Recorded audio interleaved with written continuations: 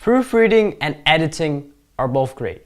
But if you proofread, edit, and write your book at the same time, it's a mess.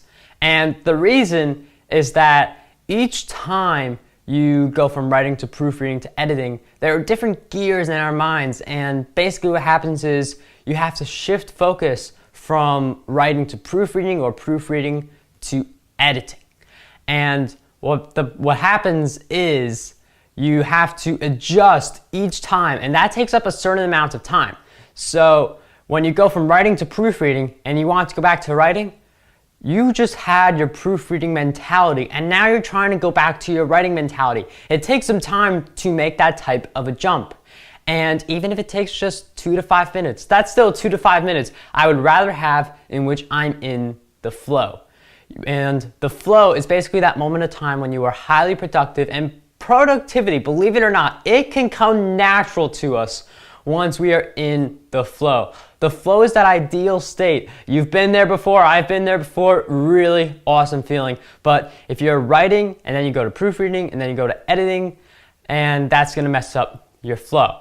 So instead of writing a paragraph and then proofreading the paragraph before it and continuing that pattern and then adding in some content or taking out some content as you think about these things, what you do is you write the book from start to finish without even thinking about proofreading, editing, spelling mistakes, because that's going to keep you in the writing flow.